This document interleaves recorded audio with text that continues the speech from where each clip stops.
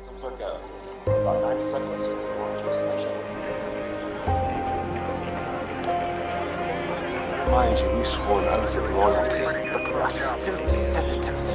It's not more speeches in the Senate that will change the world. Rome is dying.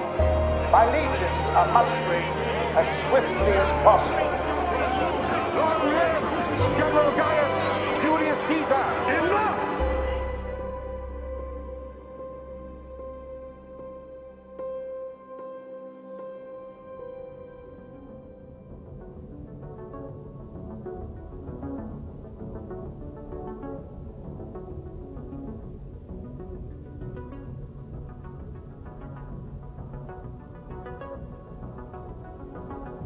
Senators, welcome back to episode 37 of my Stellaris Roman Empire campaign. In the last episode, we achieved the necessary insights to lift the lockdown of the mysterious L gates, and as soon as we did, strange vessels consisting purely of nanite machines began to pour through from a remote star cluster. But they were no match for our fleets, and we soon took the fight to them, clearing out their cluster system by system with Admiral Opsius's corvette fleet. While there's a few hostile systems left, it seems the L cluster is no longer a threat to us. Now with no other L gates in the galaxy, we can gain sole access to it for our own understanding and exploitation. During this time, we began the construction of an Yggdrasil orchard complex and a Starlifter site to provide the long-term food and mineral solutions we'll need for our growing empire. Meanwhile, on the galactic stage, we pulled off a political buyout of some of the most powerful empires, allowing us to reduce the Galactic Council to just the Roman Empire, effectively enabling us to force any resolution we want onto the Senate floor for debate, and in future, veto any resolution we don't agree with. And speaking of politics, our own Senate, we're debating whether or not to integrate the Tebedoran species on Shutra 2, and the votes are in. So do we integrate the Tebedoran? There was a 71.1% majority for yes, they will join us, and a 28.9% for saying no, let them be. So a pretty clear-cut, pretty universal vote on that one, really high in one direction, and that's for the Tebedoran, the individual planet state in which we previously voted for a very similar number. I think it was 71% as well that said yes, uplift them. So essentially the same political faction, voting the same way there to now fully integrate them into the Empire. A peaceful annex, a rare thing in this campaign. So we'll be doing that a little bit later. I think if we do it immediately, we're going to take... Oh, actually, we're already full up on cohesion. Then I guess there's no delay on it. Let's get started. So we'll go integrate. And this is Dictator Rezikax, a Tebedoran. So they live in a continental world, so it'd be perfect for us to now sprout some Romans, and perhaps even suppress the growth of the Tebedoran species themselves. As we saw before, they're not that interesting, or particularly skilled. So integrating the Tebedoran Commonwealth will cost a total of 90 influence at a rate of 5 per month. It'll take 18 months, so we'll still be gaining influence. We're gaining 9 at the moment. So let's do it. Okay, so it's good to be back. Of course, I come back during the weekends when I record. 3 episodes for the week. Always feels good to play the game at the weekend. I look forward to it. It's probably my highlight of the week, to be honest. But Crusader Kings 3 has been pretty good, too. Alright, so I've gone through the planets as I normally do, reorganizing things. A lot of these planets are now starting to be like full up, so there's nothing to build on them. So it's just shifting pops off of them onto other worlds. Something I'll need to think about for the future is, do we just keep colonizing different places all the time? Keep landing on different planets? Or do we start retreating almost to the increasingly complex megastructures that we're building that can house lots of people? I don't know. Obviously, of course, we need to be getting minerals and things like that, so we have to be on some of the major planets. But if there's planets that we can colonize, do we just do it because we can? Or should we just be looking for the mineral ones? Of course, it all feeds into Empire Sprawl, so I guess that's really the only reason you would want to be looking out to manage it. But for now, we're doing fine. We're moving all the pops onto our newly established Ringworld at Hellas, and of course, the mega star base, the precursor habitat Nemesis, which is now just going from strength to strength. Over 100 pops are here now, with a little bit of unemployment, but I think they'll be all sorted out once these things get built, and they'll be in need of more people then in future. So we're building a Senate house here as well. This place makes a ridiculous amount of stuff for its size, so that's good to see. It'll actually, I think, make even a slightly more alloys when the month ticks over, so we'll have to see. Alright, so something I wanted to mention. Of course, we are in the L cluster right now, clearing it out system by system. There's still 2 more to go. The one on the bottom left and the trinary system here that we haven't gone into yet. So there's 2 things really. The first thing is I noticed that all the borders are open everywhere because of this L gate crisis. Now, there is only 1 gate. Someone mentioned in the comments there's another one. I had another look around, there isn't. There are several gateways that aren't open, but an L gate has a specific symbol where the kind of regular gateway symbol has like a, I don't know, like a diamond within it. Several diamonds within it. So there's only 1 that I could find. Still couldn't find another one. And we would have seen it by now. They would have gone through and attacked somewhere else. In fact, if there was more than 1, they never would have come through this one. They would have went through the other ones. So I was correct in thinking, I think anyway, that it is the only one. So the interesting thing about the borders being open everywhere is we do have something that we never finished, which is the alien species procurement. Now this is like from basically 150 years ago, where we were going to find all these different species and kind of catalog them. But we were never able to get this one, which is actually down here at Gudaram, which is within the Dagateni Kingdom territory, and they're like a bandit kingdom that normally close their borders, lock themselves down, and we couldn't really get into without waging a war south of the Kosher Trade League. But now the borders are open, so I'm going to be holding off from finishing the L-Gate cluster just until we can finish that, and we might have a look around to explore elsewhere as well. I noticed that there's a system out here that's just seemingly unexplored, so I'd love to see what's going on there. And we've got open borders with the likes of the Sadrel Exiles, who have things like wormholes and things like that. Some people were saying as well, like, oh, we should have taken the ruined megastructure, the ruined Ringworld here. We could have got living metal. I don't think that's true. I could be wrong, but from looking it up after they said that, it said something along the lines of living metal is something you can acquire from anomalies, and you kind of just have to get lucky with it. Now, perhaps we'd get an anomaly here. Maybe that's the case. I'm not too sure if we took the system. But I did then also have a look around. I turned on like resources, had a look around to see is there any living metal anywhere. Now, this is a much less thorough look from me, search, but it doesn't seem like there's any that anyone else is harvesting. So it could be a super rare situation where there just is none. Like we just didn't get the anomalies for them, but maybe we'll find some later on. Alright, so that's pretty much the entire recap really for the beginning. As we said, as in the Galactic community, we are the sole member of the council. Double the strength of the Kosher Trade League. A lot of people calling for a war with the Kosher Trade League because of past, I guess, just aggressive border friction, I suppose you could say, with this whole mess that happened out here. Of course, the Veldunur Zealots are within the Pax Romana, and this is like a mess of systems up here we'll have to think about. I'm just trying to think. I feel like there's something I'm forgetting to mention before we let time play. But I guess it doesn't matter. We'll just let time play for now.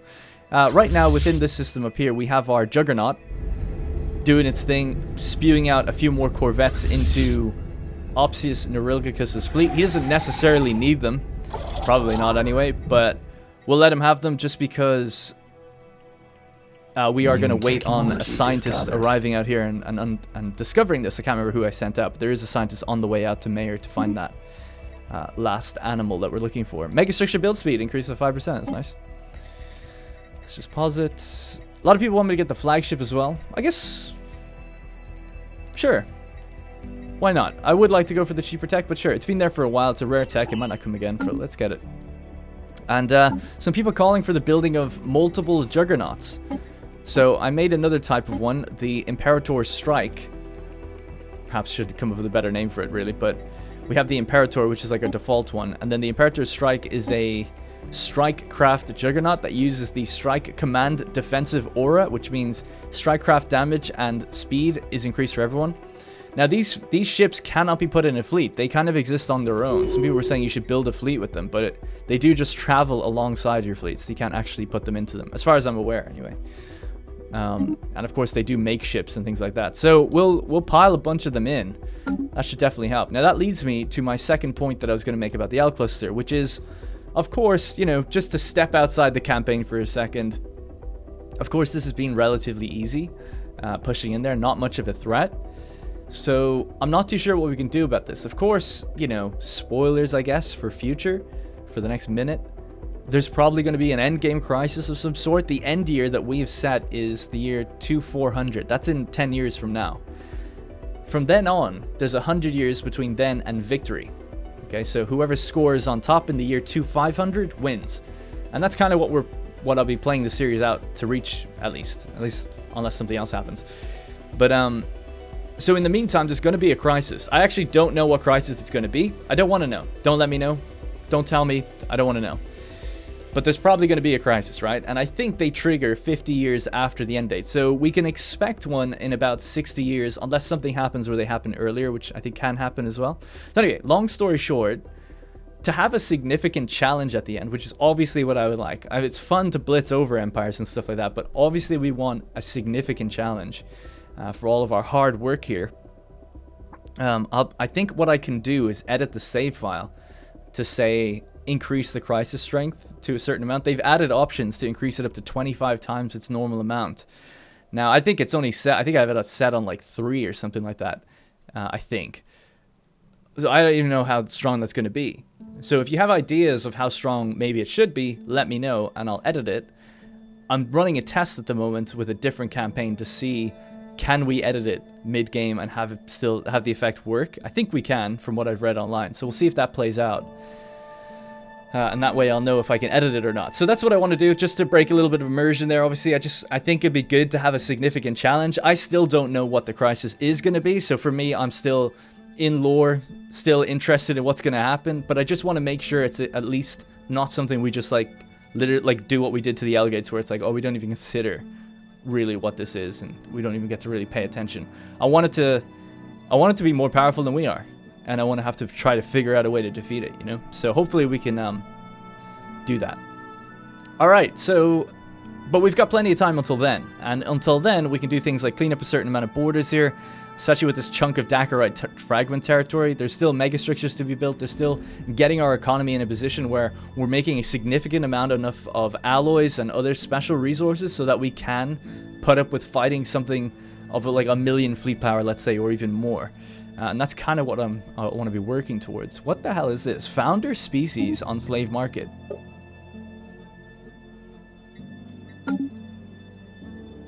One of our pops, a human nova, is up for sale on the slave market. That's unusual. Obviously, they've been taken away now. Must have been very quick. How has that happened? Someone has obtained... hang on a second. We're now a migration treaty with Tyrene and the Veldonor Zealots. The Tyrenes have slaves. If they're enslaving Romans, I don't know how I can find that out. But if they're being sold by these guys and I find that out, we're probably going to integrate the Tyrenes and enslave them. I'll be very, very upset if I find out anyone within the Pax Romana is enslaving humans, because that's completely abhorrent to the Pax Romana rules. Rules that, of course, we can't enforce, but... These guys are fanatic xenophobes, so they can enslave as well. It could be either of them. They both are. Yeah, I'll be really, really disgusted if we find that out. And then they're selling them for profit. Disgusting behavior if we find that out. Alright. Let's continue letting time play. So we're just going to chill up here for a while. Keep surveying, though. We'll just make sure we're doing that. Oh, yeah, some people are saying, why don't you get the debris? There's actually no debris to get, so we can't. Yeah, so this guy isn't doing anything. So let's just get him to do some of these anomalies while we're waiting. Oh, we have to go into the next system as well to see what's actually there, because that'd be good. Right, so let me just check on some of the scientists that should be on their way. This is the one that's on his way down, so he's got a long journey to get there. Wreckage identified. Our crew aboard the Surveyor report that the Borealis 4 shipwreck appears to have been the result of an unexpected geomagnetic solar storm. The supply ship is suffered a complete loss of life support systems and sustained inoperable damage, drifting, until it entered Borealis 4's gravity well. There are no survivors. The ship's cargo hold... Oh, there it is. There, sorry. The ship's cargo hold does indeed contain a notable amount of minerals. However, the captain of the Surveyor cautions that the construction indicates the Order of Enlightenment design. It's highly likely that the minerals belong to the Order of Enlightenment, and they may be displeased should we lay claim to their shipment. We need those minerals? Oh, it's only 300. Return the minerals to the Order of Enlightenment. This will please them and increase their influence. Yeah, I'm happy to do that. It's fine. Speaking of, influence has just gone down a lot. Now, I know we're giving 5 away, but is it even a bit too low for that? Guess not. The integration said it would take 19 months, so... Okay.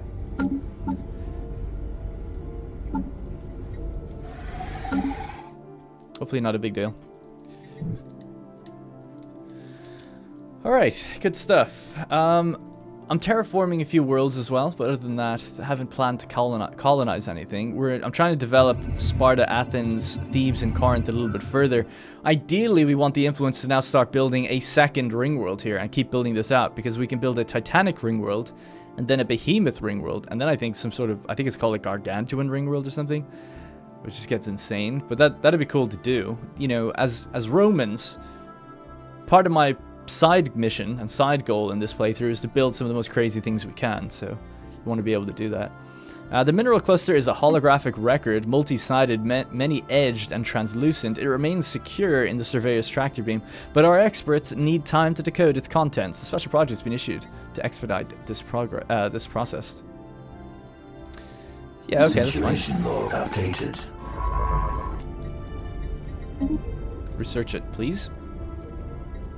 We have worlds out here with the nanite resource, so this should be interesting to grab for ourselves. I think if we get it, we'll start getting technologies that specialize in nanite technology, and well, that sentence didn't make any sense, but you know what I mean. We'll start getting technologies that give you like weapons for nanites, buildings that use nanites, and things like that, I think.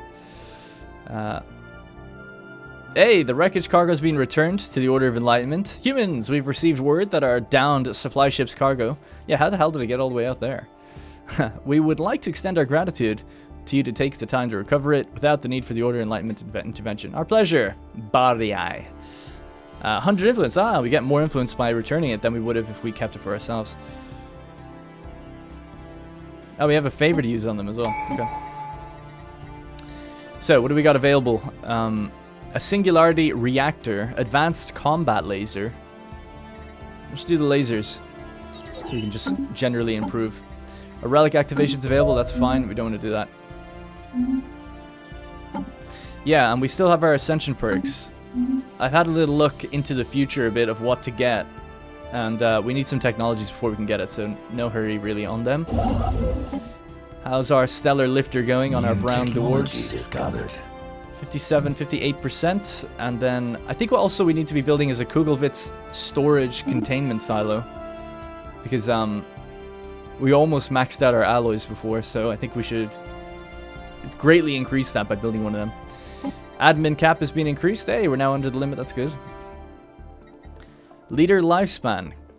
Cell revitalization 5. Edict duration. No, we'll go with edict duration first. So, of course, we're running many edicts that use copious amounts of unity. All right. And then, yeah, can we track this integration, actually? Is that possible? Yes, we can. Okay, good. The Crystal Codex. The holographic data documents the terms and conditions for a trilateral trade treaty between 3 major alien powers that once dominated this quadrant of the galaxy. Context eludes us, and the details are meaningless, but Science Officer Drusus Opsius feels that this find will provide invaluable information, will prove invaluable to improving our own ability to communicate with alien forces. Sorry. Alright, we now have the expertise of bureaucracy and governing.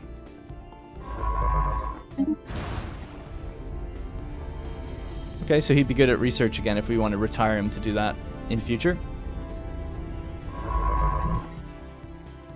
The distant cousin of Neurilgicus, as we have said before.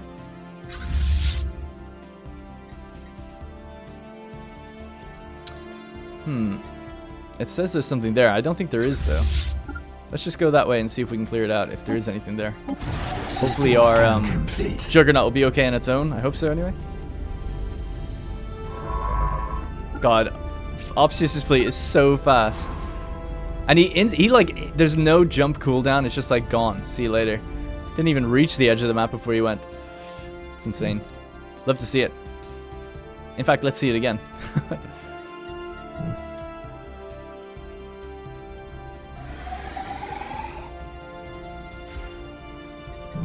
It's a shame it was so laggy, but yeah, it's pretty quick. Engaging hostile fleets. Oh crap, there is another fleet here. It was correct. Admiral gains trait. The recent victory in Terminal Egress, Admiral Titus Opsius Nerilgicus appears to have developed a new interest in naval theory. He's begun experimenting with some radically new strategies and tactics. He's now got the Trickster trait. Oh, that's awesome. Combat disengagement chance is increased, and emergency FTL risk is reduced. Excellent. It suits him to be a Trickster. Suits him a great deal. Alright, you go back there. We're gonna get... We need to find another scientist to go out and explore out this way. I want to know what's going on there, next to the Corinth Vestige. So the Corinth Vestige, we've never really looked at them. They are a fallen empire. They're stagnant ascendancy and militant isolationists. I think they get pretty annoyed if anyone kind of borders them for an actual system. That's why there's no systems that anyone occupies touching them. So I think they just want you to leave them alone. Now that's the numbers I'm looking for. 443,000 in here. Yeah. That's what I'm saying. Holy crap. Oh my god. What the hell is that? An attack moon?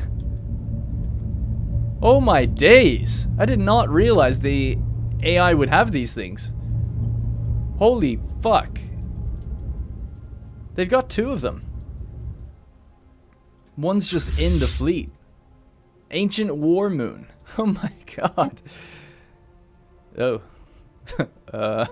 Okay. But let's have a look. Lunar missile batteries. Omega annihilation cannons. Lunar hangars. Oh my god. Now that's a fight. That is a fight. I wonder is that their entire fleet? It says their fleet's inferior to mine, so I'm guessing that's just because that's probably their entire fleet. And they're obviously not awakened yet, so that's just their dormant fleet. And we've, I guess, all set combined, maybe we could beat that if we had everything piled together. That's pretty incredible. Oh, well, anyway, yeah, so I wanted to send out a scientist out that way. Not directly into them, but just to see what's around them. So we have a scientist here not doing anything. So let's see, is there a way you can get out here? Apparently so. If you take a really long route. There could be a faster way there. If we... I don't know, get to like here maybe? Let's just go here, and then we'll do a jump and see how far we can get. Alright, I'll keep an eye on her as well then. Just waiting on my other scientists to come down through this way. We want to just get that final anomaly done, and then we'll progress to do the L-Gate. See, the thing is, if we clear the system fully, I feel like that removes the L-Gate invasion, and then everyone closes their borders against. This is just the only opportune time to do this. We're currently making 1,849 alloys for a total of 1,600 after the for the net benefit. Actually, energy we are not getting here as well. 2 energy. When we're making over 1,000. Online. Alright, this place is looking good. The Senate House has been built. Stability is 100%. Excellent. I just want our megastructures to go faster. Oh, and speaking of, there was another thing I wanted to do, which is finally connect here to there. So let's begin that now.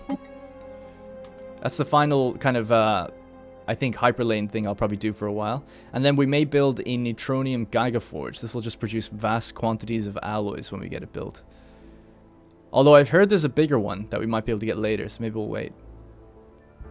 Okay, so, hyperlane generator emitter. Yes. Pop it right up there. And then the other thing is we want to get some gateways going. Someone made a very astute point that we should build a gateway at the galactic core and maybe build another one outside of the L-Gate area as well.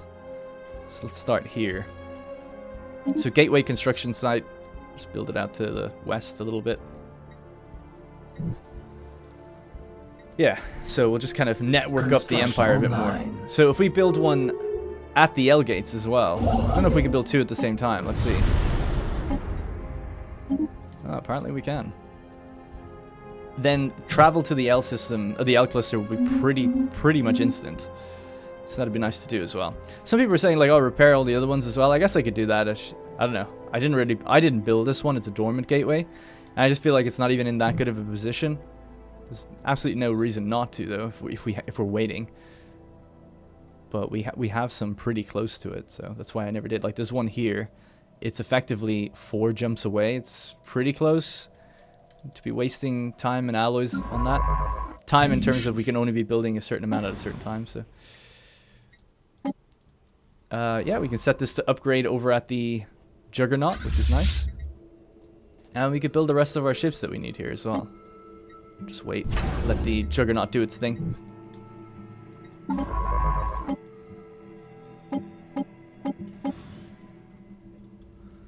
Alright, this ship is the one that we're going to send out east towards that fallen empire we just looked at. So they're on their way through Morta and Antioch's wormhole.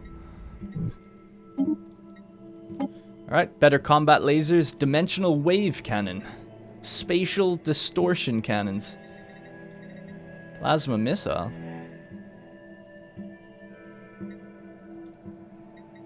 Better shields, disruptors. Let's go disruptor lances. Alright, we've maxed out energy. I don't know what to do with it. We could buy some things on the resource market, I guess. Let's see. Let's buy, we could buy volatile motes. Might end up needing them. 29,000 for 1,000. It's kind of a lot. Let's just, I don't know. Or just buy more alloys. Yeah, let's just do that.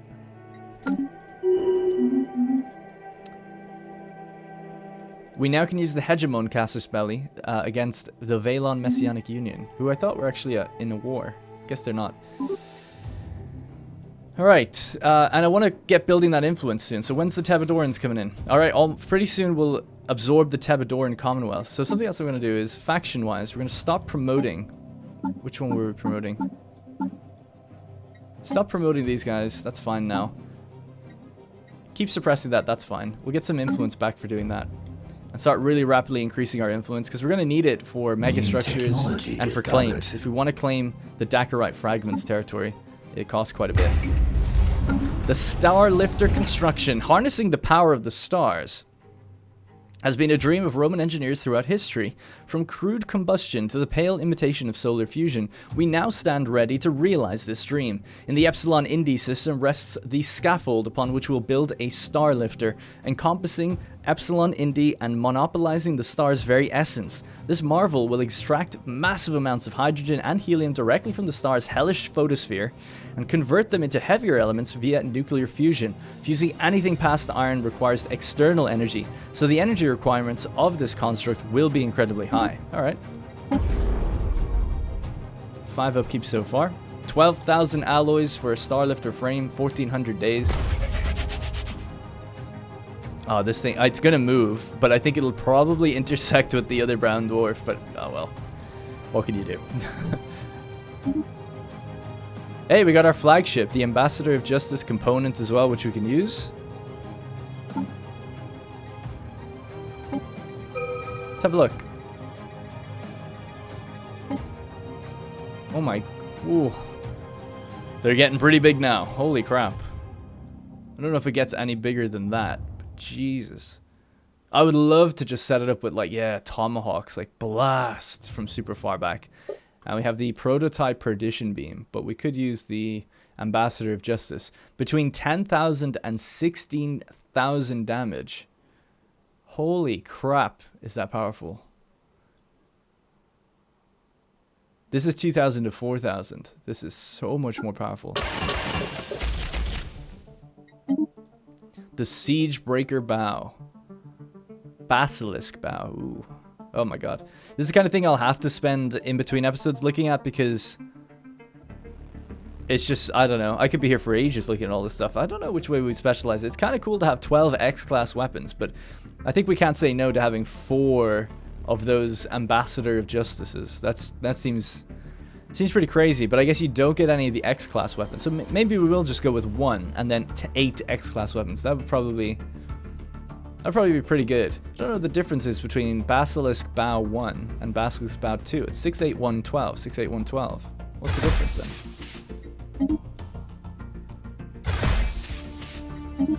Yeah, I don't know. Is it literally just a different look to it? Maybe? Not too sure. Either way, that's why I'll do that in the future. And what do we have here? A black hole reactor. Wow. 15,000. Oh, we get 20,000 if we use a singularity core. And you can do a jump as well. What's this? A flagship jump drive. Wow. I just say wow when I see an icon with a different color with slightly bigger numbers. Like, whoa. So that's basically, that's the level we're at the moment. Alright, cool. We'll sort that out later. Oh yeah, actually just last thing. What's the range on this bad boy? 200. Yes. Yeah, I do look forward to seeing that because the range on these things are insane as well. 200. I'm not sure what it means by retargeting range. It says the retargeting range of a Tomahawk Advanced Cruise Missile is 100, but the overall range is 200. Retargeting. Is that if it fires and its target's down already, it changes target or something? I don't think that's how Stellaris works. It's predetermined, isn't it? Not too sure then. But I'd love to line up a bunch of Tomahawks. Anyway, we'll deal with one of those in between episodes, or build one of them in between episodes. We have Gargantuan Ringworld Construction and Gargantuan Shipyard Facilities. We can build the Gargantuan Ringworld or the Hyperstructural Assembly Yard. Now, this is important because I believe one of these is the thing we need to get our next Ascension perk. Gargantuan Ringworld Construction is needed if we want to do megastructure building speed 20% and more than one at a time. Or more than however many we're doing. It's also needed for this.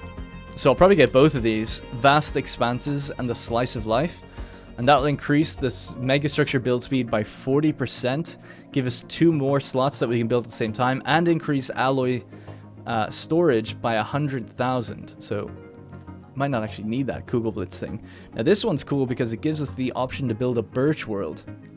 And this is kind of like the big endgame thing I would like to build. A Birch World, as far as I know, can only be built on the supermassive black hole in the galactic core. So it's a pretty big deal, and I don't even know really what it is, but I think it even like collapses the black hole and builds a world on top of it, or something like that. I actually don't know, but I believe it's something along those lines. So I don't know the requirements. I don't know how long it would take. It seems like a big endeavor, but I mean, this is what we save these Ascension perk slots for. So yeah, so I'm glad to see this technology pop up. Gargantuan Ringworld Constructions. Let's get it. So we're really getting serious now. Can you, oh my god, it's just like, can you imagine that, you know, we can see that, well, we kind of can. We know there's a black hole at the center of the Milky Way. Imagine if, like, in 100 years or whatever, we just detect that it's not there anymore. That'd be so terrifying in so many different ways. It's like, oh, it could have been interfered with by some sort of life or intelligence, or it could have like be something we just have no idea like how that could happen. Oh, I love just thinking about that those kind of ridiculous scenarios that just we couldn't fathom and make any sense of. Anyway, all right, let's continue to get it though. All right, let's see where our scientist is. All right, she made it out here. We'll read that in just one sec. We want to do a jump over to this system. We can't quite make it there. So we'll just do a very quick jump to here. And then wait for our cooldown. Alright, cool. So the VLUUR, the VLUR, an extremely powerful subspace entity of some kind, has been encountered in the Ripigor system. It doesn't appear hostile, and it may not even be fully aware of conventional spacecraft, but its mere presence in the system is causing massive subspace disturbances. These disturbances are localized around the entity itself and should disappear when it leaves the system. While it does not acknowledge hails, the entity continuously emitting a complex pattern of tachyon pulses, which appears to be a form of language. If our translation software is correct, it's saying over and over, VLUR seeks, VLUR finds. Where is this? Oh, we need to come out here and see what the hell's going on. The Ripigor system?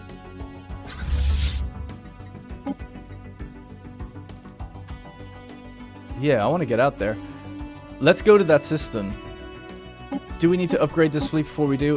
142,000? I like to think we don't. That's the other Hussar horde, or the other horde. Oh, there's an automated Dreadnought is still up and running. Oh, dude, we got loads of stuff to do. Alright, cool. So let's find our way out to that. Where was it? Ripigor. I'm after losing it. There we go. Ripigor. Let's go straight there. So let's just take a jump straight up to here if we want to get to that gateway. Hope 142k is enough. We're starting to see some pretty big numbers now. We don't know what that thing's all about, and it's going to nerf us, most likely. So let's begin our journey. Alright, cool. We got a few things cooking. So we're heading out to find out what's going on out there. We've got a scientist on its way down here. We can just get there right now, pretty much. Do a jump. We're waiting at the L-gate system. Anything else? Probably doing other things as well. We're about to integrate the Tebadorans any second now. I think at the end of this month we have them. So goodbye, Tebadoran. We hardly knew ye. Integration complete. The Tebadoran Commonwealth has been successfully integrated into our empire. Straight away, we're going to say...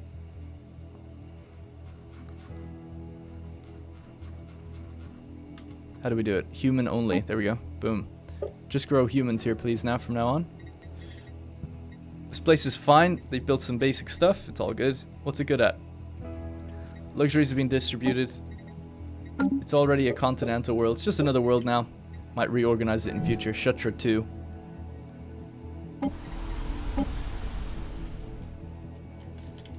Tebadoranii. Tebadorii might make a bit more sense. There we go. Tebadorii. Just add EI to things. It's as easy as that. Alright, great. So with that integration over, we should be gaining a lot more influence now at the turn of the month.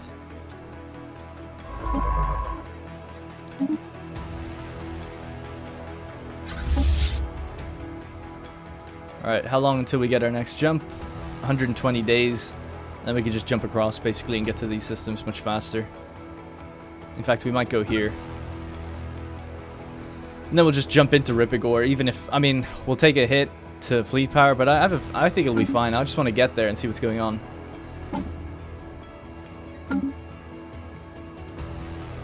Alright, cool. The Admiral gains trait following her sweep of the Craxima system. Orphidius learned how to deploy her units to maximize sensor range. We now gain this Scout trait, which is going to give us sublight speed, sensor range, and ship hyperlane detection. Good.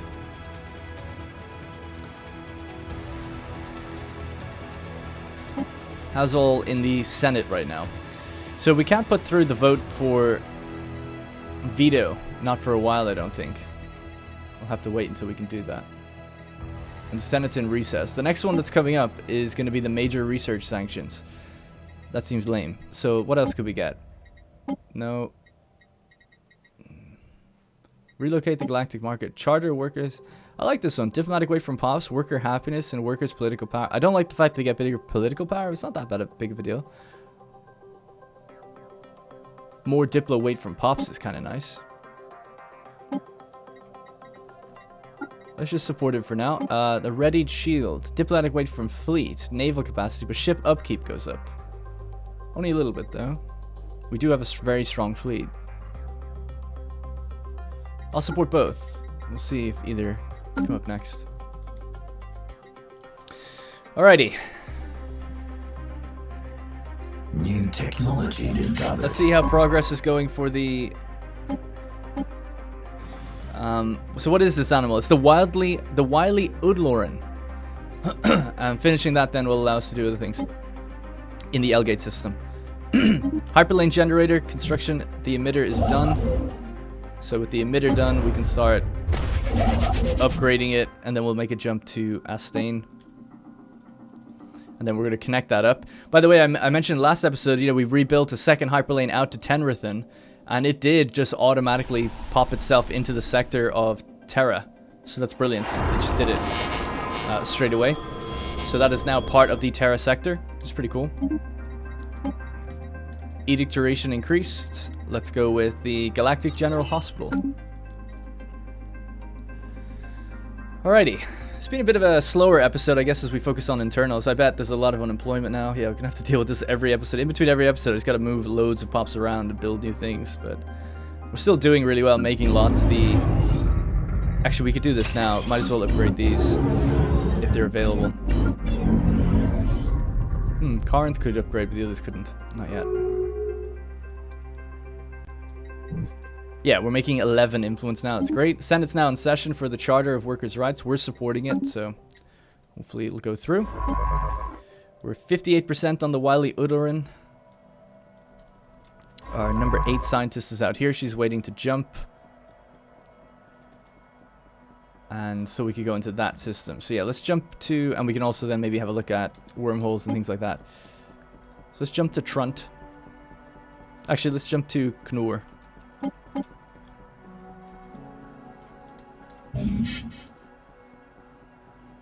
And after that jump, we can then just go on a little bit of an explore in there. We've maxed out our energy again, so let's buy some alloys. Why not?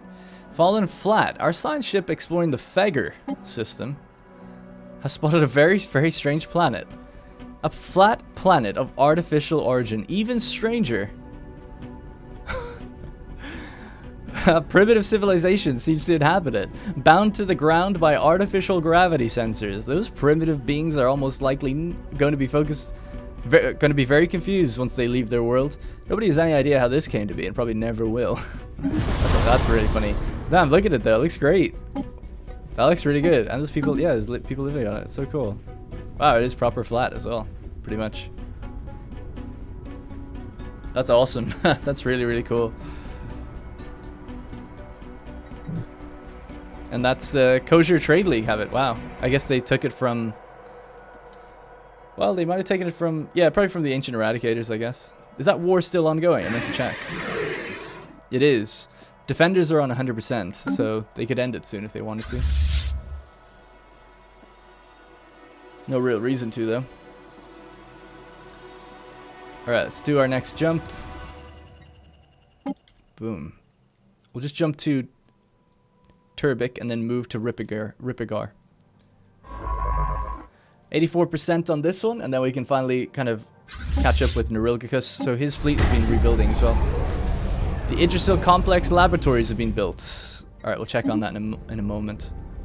Yeah, so our ships are still being built here. That's cool. Juggernaut just churning him out. It's crazy how much we're making considering we're not parked, you know, at a station right now. So the Idrisil Complex has been built, or at least one of the stages. So it's making 50 society.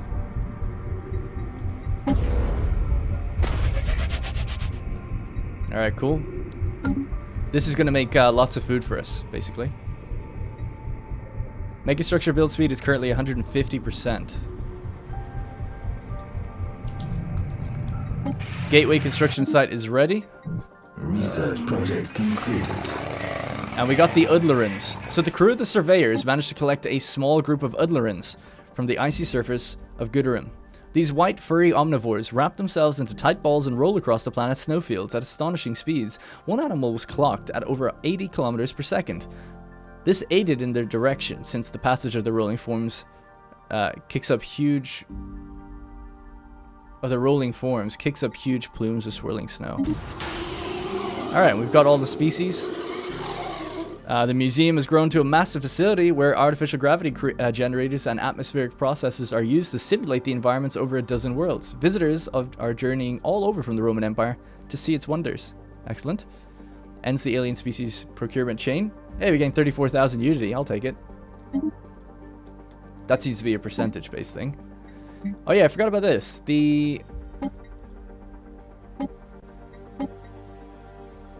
A celebration of unity and great leadership is happening. Cultural adjustment on Tyrene. Have a scientist in orbit. So this is for, as part of the current joint operation to celebrate the strong leadership and the ideological unity of the Pax Romana, a delegation shall be sent to 2 members' capitals in order to supervise their closer integration into the alliance. Perfect. Yeah, let's send some people out here. She's a bit busy right now. Let's go explore that system. That guy's obviously busy. So is he? We're assisting research in both these places. We'll take someone off research just temporarily to go for the Veldener's capital, I'm assuming. Which I have no idea where that is now.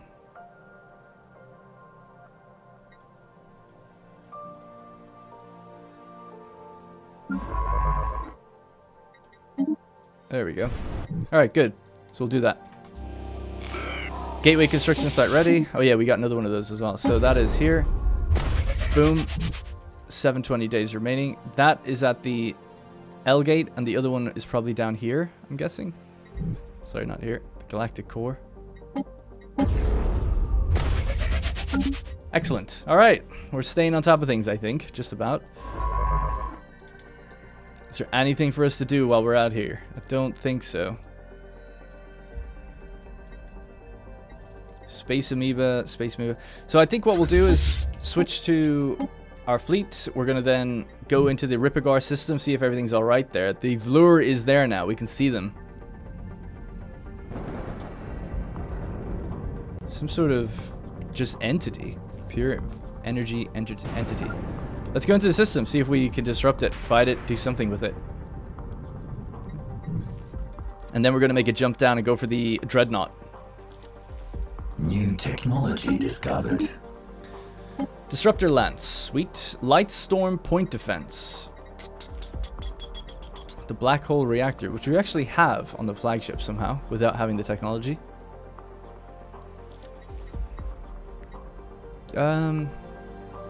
Yeah. Sure. Did we get that technology, by the way? That's going to allow me to get my perks. No. 6 months to go for that.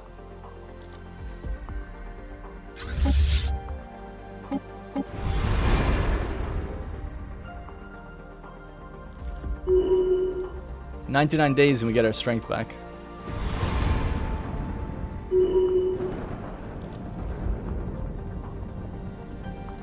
Man, look at this. It's so cool.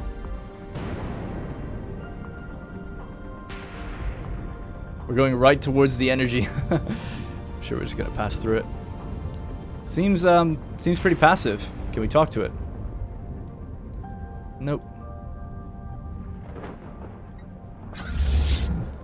Alright then, in that case, let's begin heading south. And we're gonna go for the automated Dreadnought, which was down at the Rigus system.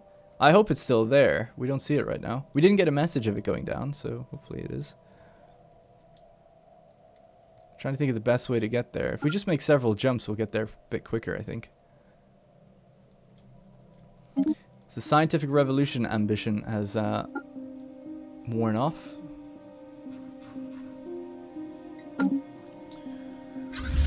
Okay, I think we can now start to have a look and start to poke and prod around to look for more nanites.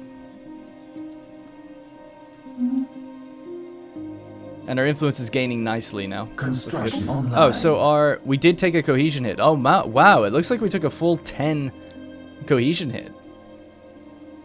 Or 100, I should say. Sorry, 100. Yeah, from integrating. That's pretty heavy. It's good to know.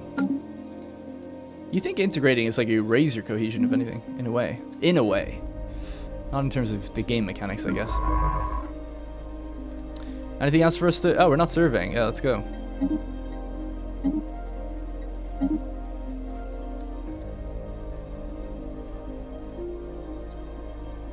Initiating evasive maneuvers. Don't tell me I messed that up. Did I build the wrong thing? No, I didn't. Okay, good. So we want to build the receiver here. Hyperlane generator receptor.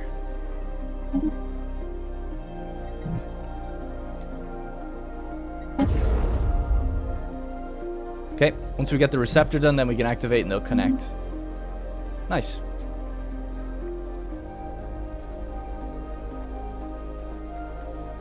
Still not seeing like living metals kind of systems anywhere, so not much we can do about that. Oh, in terms of, I forgot to check, in terms of the system that we went into, there was nothing there. It's kind of anticlimactic. We can go explore this wormhole though and see what's going on there. New technology discovered. Alright, we got our gargantuan Ringworld Construction. So 3 Ringworlds around the same star is literally bordering madness. But what about a 4th? Such a thing will require stupidity. Will require stupidly complicated engineering and logistics. But we've gone so far already, so why not go all the way? Excellent. Megastructure build speed 5% again. It costs quite a long time to get that though. Although I'll tell you what, we haven't really been improving our science at all. It's just we're just leaving it at this point to be pretty stagnant. I'm gonna get it. I normally go for the cheap techs, as people know, but I want to speed up megastructures big time. We should build a science nexus maybe. That'd be pretty big. Construction online. So that's continuing. Okay, good. Yeah, things are doing fine. We still haven't gotten the controlled ergosphere harvesting for the Penrose sphere.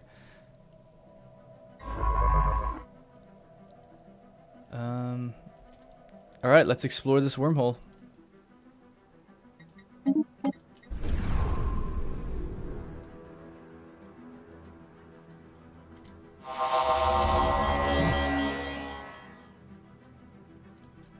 Oh, it leads into Dakarite territory. Interesting. Okay. Is there any other wormholes or anything we should do while these borders are open? Not really. That might be it. Certainly seems like it. Unless I'm missing something obvious. Certainly seems like it. Alright, cool. So now let's continue on with the attack. So there was something down there. There's 37,000. There's 70,000 really. So let's go down with Neurilgicus. His instant jumps are insane. His speed is uncanny. And then our lag is incredible as well, I have to say. Alright, get the anomalies here. And maybe survey there. Great. Oh boy. Alright, we're doing really, really well for resources. Like, everything's in the positive, everything's really high. I'm sure we've got a lot of unemployment now, but once we get started on building the second part of the Ringworld, we start pulling everyone together big time. And then maybe we could even start building the Birch World. Oh, actually, speaking of, we can start looking into that now. So there we go. We have vast expanses. Our ever-expanding needs for habitation and production have reached a point at which we have to dedicate ourselves to the creation of the ultimate living space. For that, we fully utilize the largest objects. We need to fully utilize the largest objects in the galaxy to their maximum potential.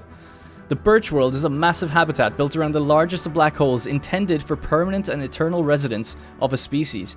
It starts as a barren metal sphere with a single district, but gains more district slots as its population grows and expands on the shell's surface, thus making it able to house an infinite amount of pops. Wow. And then the slice of life. Ringworlds, once viewed as the pinnacle of mega engineering, are now little more than glorified habitats. We therefore must move on to the next step of mega engineering by designing a new type of habitat that outclasses even the largest of Ringworlds, the Alderson Disk, a giant solar system-sized disk built around a star that would allow us to house an unmanageable quantity of people and industry. So the thing is here, they're both really similar. I don't know if we'll ever build an Alderson Disk if we can build a Birch World, you know? But I want the megastructure build speed that we get from both. So I'm not really sure what else I'd really want. I mean, a weapon to pierce the heavens could be cool as a final thing. Requires offensive Giga... Yeah, so this one requires the Colossus project, so we're not going to get that. But this one doesn't. We can assemble a quasi-stellar obliterator, a gigantic gun built around the galactic core. Of such overwhelming power that nothing could possibly resist its sheer fury. I'm guessing that you can't do this and a Birch World.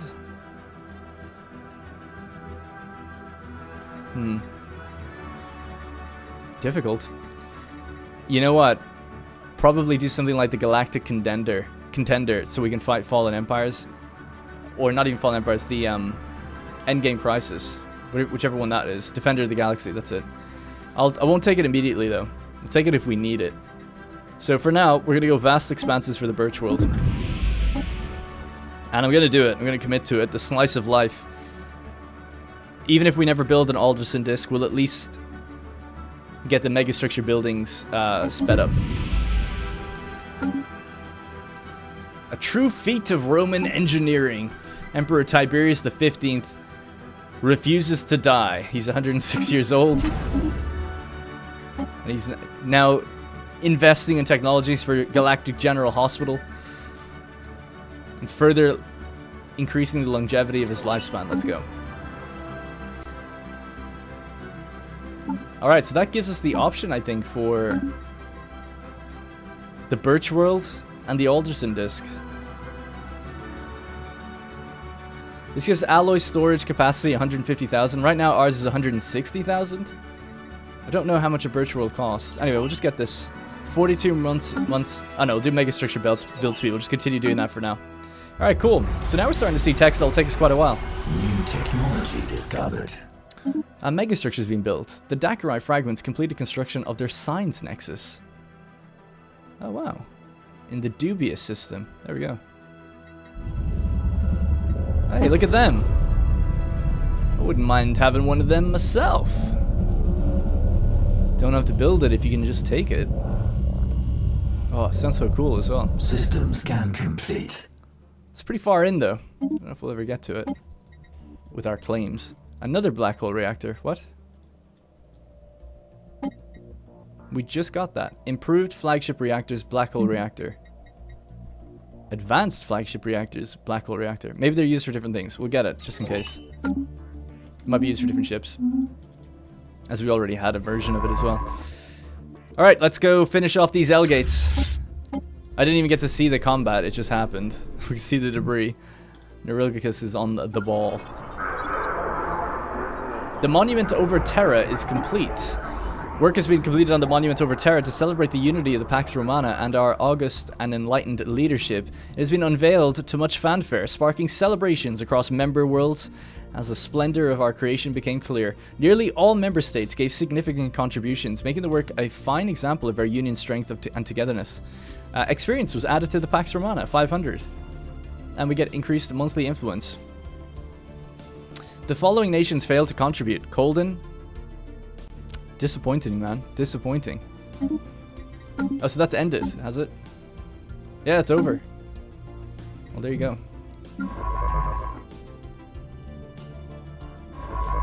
Alright, you can come back and survey back at Sol. Or assist research. Alright, cool. That saves us a bunch of time. That kind of offsets the integration, actually, that we did. So that's good.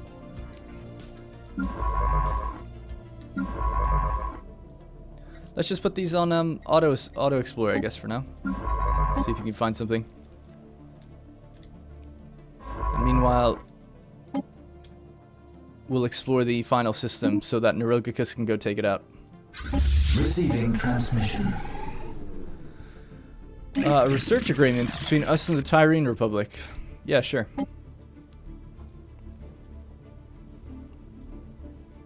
But if I find out you're selling Roman pops, I'm gonna be pretty annoyed. We're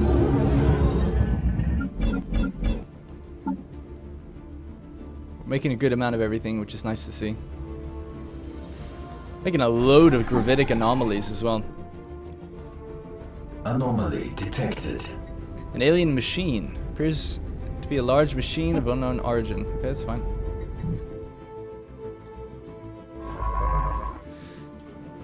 Alright, and that'll be a good way to wrap up the episode as well, finishing off whatever's in the last system of the L cluster. Oh yeah, I forgot. Oh yeah, we still have to go for the the automated Dreadnought. How could I forget? Let's do another jump here, and then we'll move here.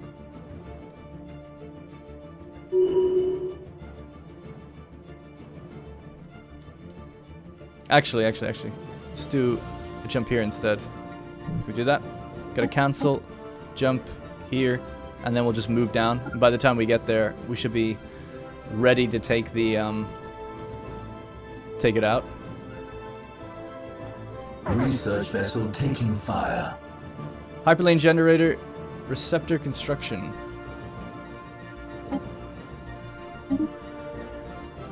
Alright, cool. Upgrade that one last time, upgrade the other one, then the hyperlane's done. And our gateways should be coming online pretty soon, actually, thinking about it. At the galactic core. 200 days remaining, love to see it. Excellent. 58,000 alloys in the bank, that's nothing. As our megastructures are costing increasingly much. That's a great sentence, Darn. Good job. Our megastructures are vastly increasing in scope of their cost, let's say. How about that? Alright, the Tempest Shoal. Oh shit, there's way more in here. 38, 38, 38, 38, 38, 38, 38. So that's 4, 8, 12, 16, 28, 280,000. Can we beat it? We've got 280,000. Let's have a good old fight. A good old romp. Let's get these last 4 ships that we're missing. And then we'll go in. But probably we have to wait till we kill the Dreadnought first, otherwise the borders might lock from the Traxian.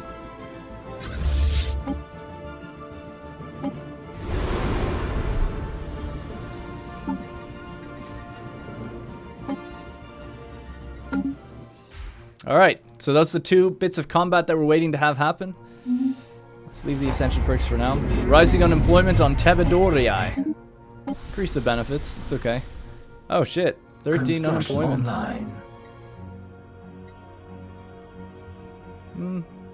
Why? Oh, I know why. They're slaves. Come now, you don't have to be slaves. They're slaves with nothing to do because they were previously working other jobs. That's fine. Set their rights to be residents, of course, of course. Not basic subsistence. You guys can live on decent conditions for now.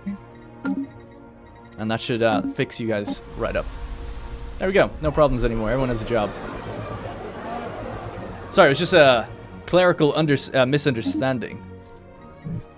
System charted. Let's see how strong Opsius is now. 349,000. It's insane. Ugh, the lag. Alright, cool. Yes, it's still there, the automated Dreadnought. And our scientist is right behind as well, actually, which is good, because then she can come in and survey. Tropical World, Arctic World. So we have 48 days left before we'll speed up, and we should get there even faster. Alright, good. I'll have to go through these planets as usual, try to reduce the amount of unemployment we have. I'm a little unsure of what to do with these ring worlds. Because we can just make... I mean, I guess essentially we want to house as many people as we can, and then just lay this out with, like, loads of chemical plants. The reason chemical plants is because if we are to increase... constantly increase the amount of foundry arcologies here, they each cost 2... volatile motes per month, right? We're at 27, so we wouldn't even, if we upgraded this fully, we'd run out of motes. So we need to constantly offset that with like space on planets that we can build chemical plants, because chemical plants don't upgrade. I think there are a couple of megastructures that generate volatile motes, but I don't actually know what they are. I might have to look into that. Let's do that. And then the other one, we want another one of these. We have the Lost World that really we should enact the decision to restore. So 20,000 minerals, 200 influence. Let's build an Ecumenopolis out of this. It takes 10 years. So that's going to be the next thing for them. It's a big overhaul project. This is the... Whoops. This is the planet, by the way, which is apparently locked. Oh no, it's the system where they sever the wormhole and then they kind of raid it. We don't know who they are. But this has happened to previous civilizations here, so don't know if that's still going to happen. It does still have the modifier that it's uncertain times. And we're here with the fleet just in case.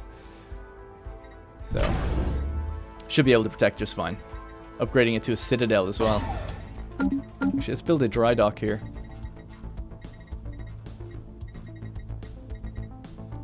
There it is. So we can do upgrades and things.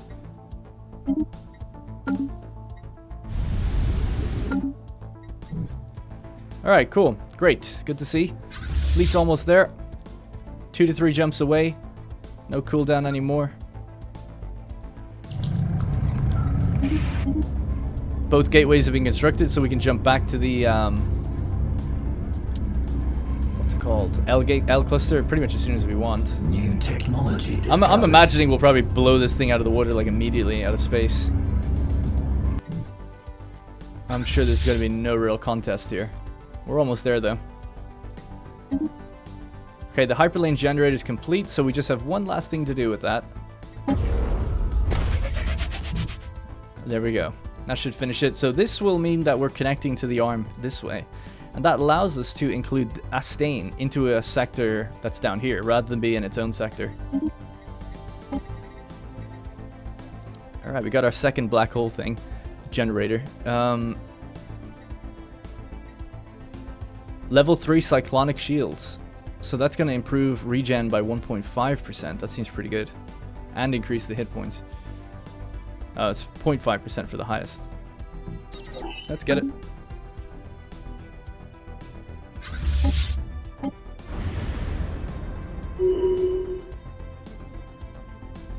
Oh my god, the lag!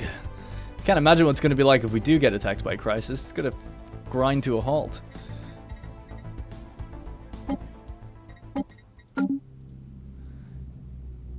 Alright, 2 jumps to go. That's one. 124k coming in. So this is our primary fleet. This is fleet number 1, Classis 1. Only one disappointing thing about this campaign for me is I never gave these fleets cool names. Based on what they do and things. So we have the Titan ship Ramus here. And this has got the Perdition Beam on it. I wonder, could you upgrade that? To have that other thing. That other weapon. No. Okay. What is this? Class L Brown Dwarf. Holy crap, it's got 1, 2, 3, 4, 5, 6 planets. This would be such a good candidate for building that megastructure where all the planets become habitable worlds around the gas. Oh, it's a gas giant though, not a brown dwarf. Close. Oh well. Alright. Let's progress. And we could, if we wanted, just blitz into the Horde. Just finish them off.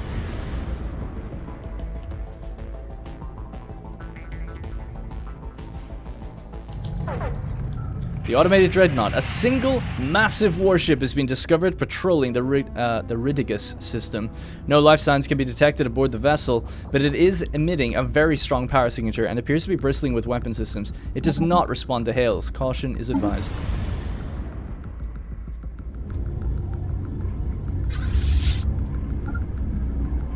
See if it responds to this.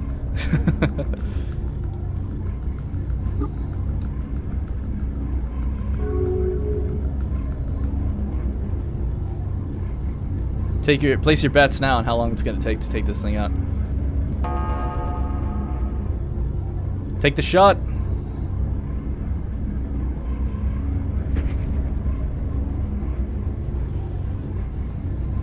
So interestingly, from that first shot, it doesn't look like it suffered any damage.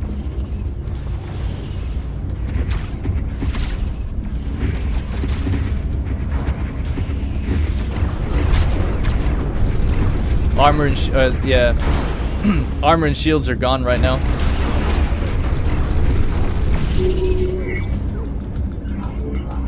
We've managed to disable the automated Dreadnought in the Ridigus system. Despite the punishment it took from our ships, the structural integrity of the warship's massive hull remains largely intact. Our boarding parties found the mummified remains of the Dreadnought's alien crew still manning their stations. Before expiring, they activated some kind of automated patrol mode, which the limited shipboard AI has been locked in for the past 7.8 million years. Although it would take an incredible amount of resources, some of our engineers believe that the Dreadnought can be restored and put back into service within our fleet. It would certainly make for a powerful flagship. Oh wow, I didn't know you could do that. Yeah, sure, let's do that. Log updated. Repair it. What does it take? A construction ship. Oh damn, we had a science ship here.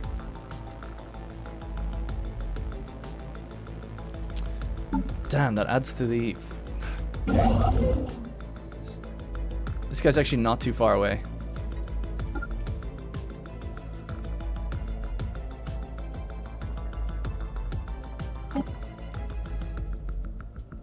Alright, let's just make a jump there. And then start going. Then we'll make another jump.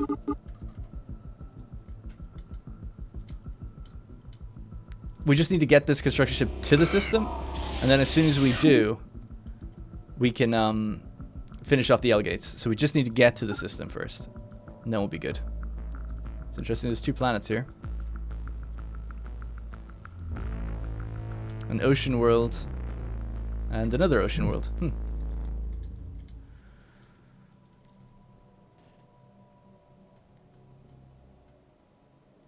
Okay, that's going to be a little while. Damn it. Guess we just gotta wait. There's not much I can do about that. Because if they close the borders, then we can't get to it, you know, so. All these places close their borders to us.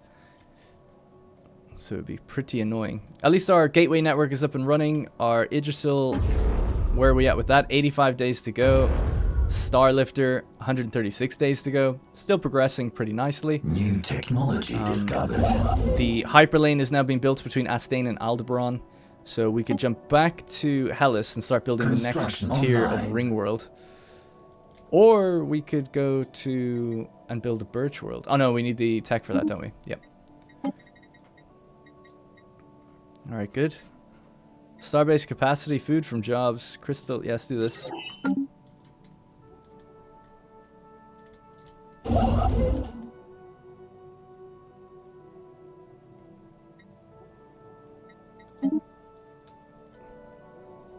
Right, as soon as this dotted line overlaps to that system, we just jump there. Then we jump up to the L cluster and just finish off what we need to do. Might start building that second flagship, or not flagship, the System scan complete. Oh, I can only support 1 Juggernaut-sized ship. Oh, we're only allowed 1 Juggernaut. I don't know what a headquarters is, but it seems massive. I don't remember ever researching it. Alright, so the Idrisil Orchard Complex weather manipulators have been built. Alright, cool. Next state. Oh, is that it? No, that's not it, is it? Isn't there supposed to be like solar panels and stuff? It's not making any food either. Oh, there we go. That's the final stage. Yes. Alright, cool. Looking good. Borders closed from the ancient eradicators. That's fair enough. That's from our truce expiring. We could attack them again. It was a 5-year truce. 5 years have passed. So we could take out the ancient eradicators, take more territory from them should we wish to.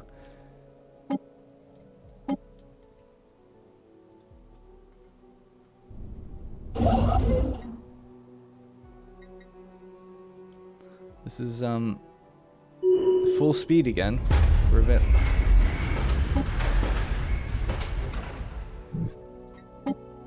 Alright, the Starlifter frame is in place. Sweet. Yeah, it is intersecting that other star, but what can you do? Alright, 12,750 for the next phase. This thing's gonna, I think, make about 2,000 minerals for us, so that should solve problems for a very long time. We ran out of a lot of our anomalies. Or, not anomalies, sorry, ambitions.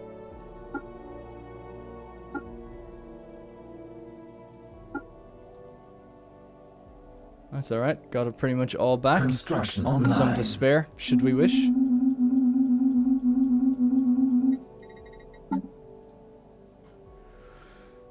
So fear, education, and recycling are 3 go-to.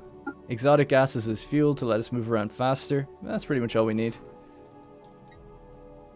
I guess for combat, it might be good to get the explosives, ammunition, and armor. And focusing crystals as well, because we're about to fight the final battle. Alright, great. Are we nearly there? Come on. Ah, 1 jump over it. Let's go.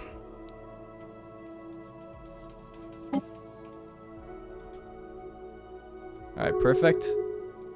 Alright, let's do our jump there. Once the jump completes, then we push into the L-gate system. Alright, 1 week to go. Peace between the Kosher and the Ancient Eradicators. Man, they took a big, hefty chunk of territory. They took all of this down here as well. Kosher are getting thick. Really thick. Equivalent technology to me, which is super impressive. to be honest. Not to pat myself on the back, but it's like I just feel like we're so far ahead of them in every other way that I'm so surprised that their tech is considered equivalent. So they're getting all the things that we're getting in terms of technology. It's kind of hard to believe. All right, let's finish this off. Let's finish the fight against the Elgates and the Nanites. So we've maxed out our ships. We're actually apparently not fully healed. Is that correct?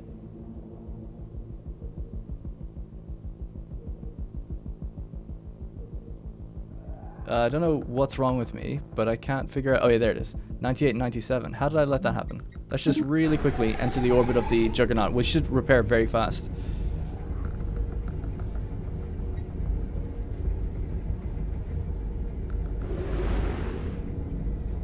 Every little helps. We're almost done. 307,000 fleet power. Interesting, it went up just from healing a bit. Don't do it, Nyx. Nyx is looking to jump up. Not before the episode ends. Oh, she did it. She did it. She didn't hit the off button. And we're good. Just a little bit of armor. Alright, just another 100 armor. Let's go. New technology discovered. And we are healed. Alright, Neurilgicus, take us to the final system. And I guess if this can join you, sure, but I feel like it's going to be pretty slow.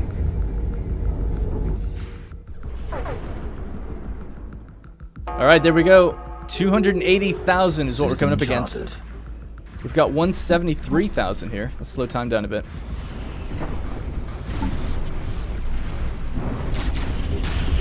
The nanites are just shredding out. And our corvettes are fanning out, doing their flanking tactics. Oh my god. We're seeing some of the nanite interdictor. That's a mother class ship, actually. Go down.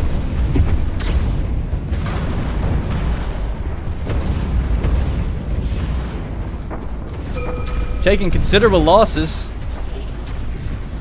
It's going to be very, very close whether we do this or not. Our ship is in the combat as well, is it? Yeah, he's in the combat, just making sure.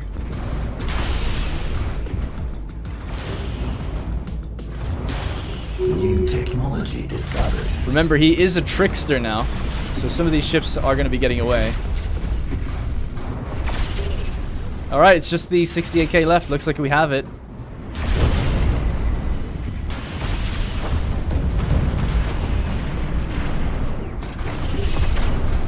That thing has such a powerful weapon. Tempest spent. Our forces have succeeded in destroying the main facility of the Grey Tempest. With the neutralization of its subspace transmitter, all existing Tempest nanomachines have been rendered inert. Unable to maintain their cohesion, their ships have dissolved into nothingness. Any planets that were covered in the Tempest's grey goo are now home to enormous swirling dust storms consisting of nothing but disabled nanites. With time and resources, these worlds could possibly be made habitable once more. The nanite worlds can now be terraformed into any standard planet class, if basic technological requirements are met.